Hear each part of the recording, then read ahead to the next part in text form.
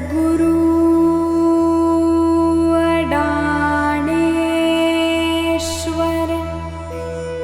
समर्थाय नमः.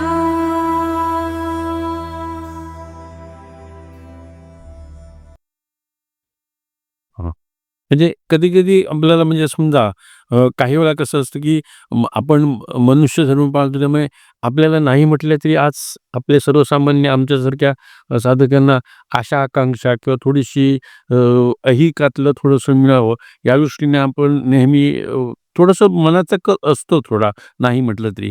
तर अशा वेळेला काय होतं, की आज मला कुठेतरी एक मोठासा आनंदाचा प्रसंग माझ्या आयुष्यामध्ये निर्माण झाला किंवा मला कुठेतरी प्रमोशन मिळालं किंवा मला आणखी काहीतरी हे मिळालं. तर अशा वेळेला मी जर समजा तो होम केला, तर म्हणजे त्या होम करण्यामागे माझं नाही म्हटलं तरी थोडं आनंदाचा क्षण म्हणून तो मला बरं वाटतं. पण त्यामुळे देखील तुम्ही काय होता होमामुळं तुमच्याकडे अन्नदान होतं ना, मग ते करायला हरकत आणि नाही. अन्नदान केलं की सगळंच तुझं पाप वगैरे काय जे असं ते जातच. अन्नदान करावं. तर होमाला आम्ही म्हणतो होमामुळे चांगले वातावरण होतंच. पण अन्नदानही होतं ना. हां.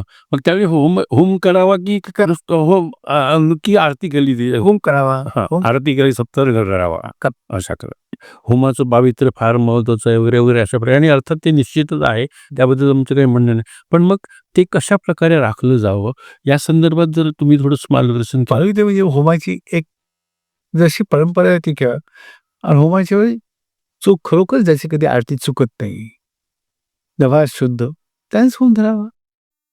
दुसऱ्या दिवशी उत्तर पूजा करावी आणि जे सगळ्यांना आले त्या अन्नदान करावं. तिथे व्यक्तिगत भांडणं करू नये. कुठल्याही जातीचे लोक आहेत त्याला समजा हे आमचे आहुती टाकायची द्यावी परवानगी. आणि सगळ्यात शांत म्हणजे होमाच्या वेळी सगळ्यांनी शांत बसावं. बस दुसरं काही नाही. दादाजी आणखी एक महत्वाचं असं विचारणं असं आहे, की होमाचा जो अंगारा असतो, त्याचं आपण जर महत्त्व विशद करून सांगू शकाल का? हो म्हणजे जळणं तुमच्या व्याधी, तुमच्या आकांक्षा, तुमच्या चिंता या सगळ्या जाळल्या जातात. त्या भस्म झाल्या असतात. त्या भस्म दादाजी केल्या असतात. पण दादाजी स्वतः होमाचा अंगारा आपल्या बघे आणि लोकांना दे. आता दादाजी नाही म्हणून आम्ही होमाचा अंगारा बरोबर घेतो. आणि काही ज्यावेळी होम असतो त्यावेळी बरेचसे लोक येतात. आपल्या नेहमीच्या आरतीत काय असतं, नेहमी थोडे थोडके बरेचसे लोक निनाळे लोक अशामुळे त्या आरतीला त्या होमाला एक महात्म्य येतं. म्हणून त्यांचा अंगारा आम्ही ठेवतो आणि तो अंगारा आजही माणसांना घरात असं देत असतो. त्याला पसरत असतो आपण. पण तो महत्वाचाच आहे. तो महत्वाचाच. घरामधली थोडीशी जी आनंदी वातावरण आहे ते बिघडण्याची प्रक्रिया होते. तर आणि सर्वांना थोडासा त्याचा मानसिक त्रास होतो. तर अशा वेळेला होम आपण जेव्हा समजा करावं किंवा आपण अशा प्रकारे आपण ठरवतो. तर तो जो आलेलं संकट आहे, ते संकट निवारण झाल्यावर होम करावा की अगोदर करावा? मला माझं संकट निवारण झालं का, पण त्याच्या अगोदर 5-5दा करावं. स्तोत्र वाचा. स्तोत्र वाचन करावं म्हणजे पारायण तत्सम करावा. ते विघ्न निवारण झाल्यानंतर होम करावा.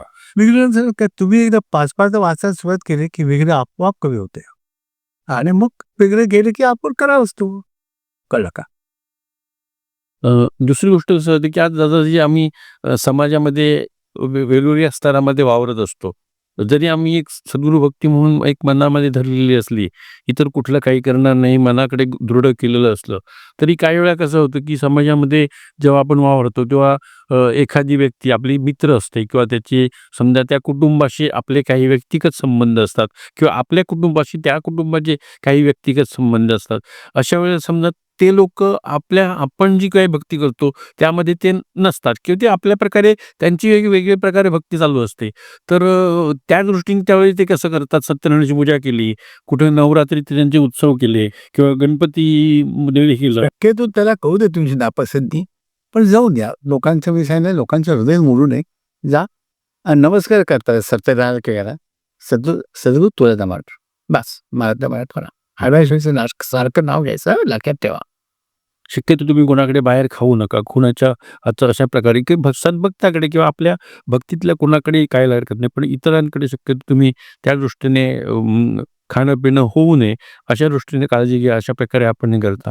मग आता अशा प्रकारे बोलल्यानंतर मग आपण त्यावेळी मग आम्ही आमच्यासारख्या भक्तांनी त्यावेळी म्हणजे कसं त्याला मग तो सामोरं सद्गुरूचं नाव घेऊन प्रसाद देताना पहिल्यांदा प्रसाद घेताना सद्गुरूंना अर्पण करा आणि मग घ्यावा. अच्छा. बस हे पहिल्यांदा सद्गुरू तोडा आणि मग आपण. आणि दादाजी आता बघा की जेव्हा सर्वसाधारणपणे नवीन भक्त आपल्या ह्याच्यामध्ये येतात, तेव्हा पूर्वी कसं काय आम्ही उपास-तपास हा प्रकार तर नेहमी असतोच प्रत्येक कुटुंबामध्ये किंवा प्रत्येक जो भक्त आपल्या म्हणजे असं दुर्भक्तीत नसलेला, पण इतर आपल्या देवदेवतांची तो भक्ती करत असतो, आपल्या परीने करत असतो. तर त्यावेळी ते उपास-तपासची वगैरे त्यांची ती त्याप्रमाणे त्यांचं कर्मकांड चालू असतं. तर त्याबद्दल आपण थोडंसं जरा मार्गदर्शन करावं का? त्यांना काय उपास करू दे. पण आमचं म्हणणं काही सांगा त्याला वैद्यकीय दृष्ट्या त्यांना काय जायचं करू देत. पण आपण उपास व्यवसाय शक्यतो कमी खावं. अवैध खाऊ नये. बस. दुसरं काय. म्हणजे उपवास करून भक्ती करावी म्हणजे असं दादाने भक्तीला उपास हे साधन सांगितलं नाही. कारण काय म्हणे मग हिंदुस्थानात 50 कोटी उपाशी असतात मग त्यांना ताबडतोब मिळेल मग भक्ती. उपवास हे भक्तीचं साधन नाही. तुम्हाला करायचं करा.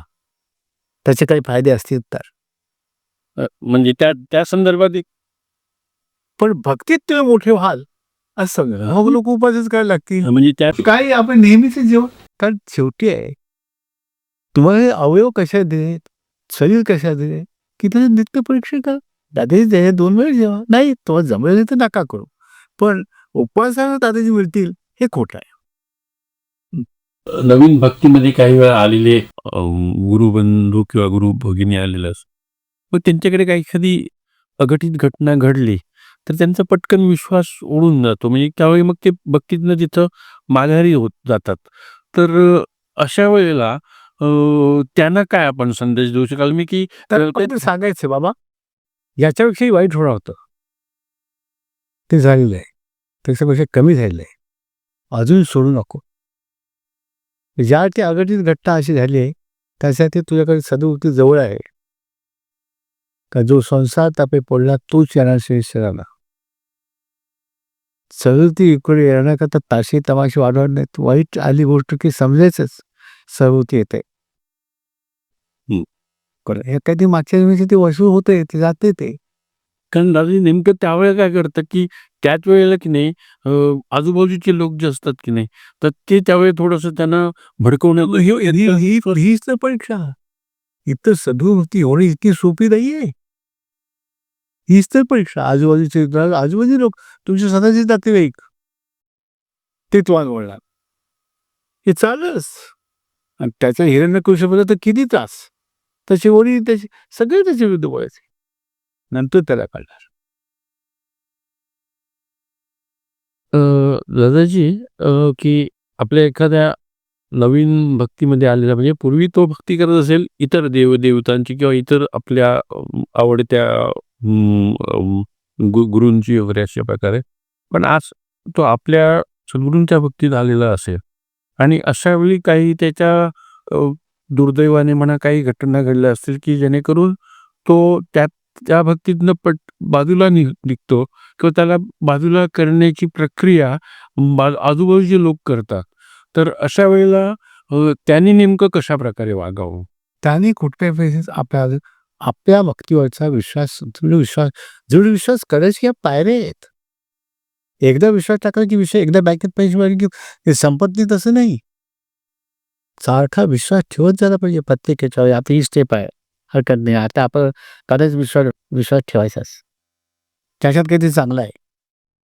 पण दादाजी त्याला कसं की तो म्हणजे अशा प्रकारे आजूबाजूच्या वातावरणामुळे म्हणा किंवा थोडंसं तो भक्ती कमी पडत असल्यामुळे म्हणा तर तो त्याचा विश्वास डळमळीत होतो. मग त्या दृष्टीने त्याने म्हणजे त्याला कशा प्रकारे आपण कसं नाही त्याला बोलावं त्याच्याशी बोलावं सगळं ते दादाजीचे स्तोत्र वाचावं अमृताचं वाचायला द्यावी आणि पुढे शेवटी दादाजी तो प्रसंगातील त्या प्रसंगात काढतील.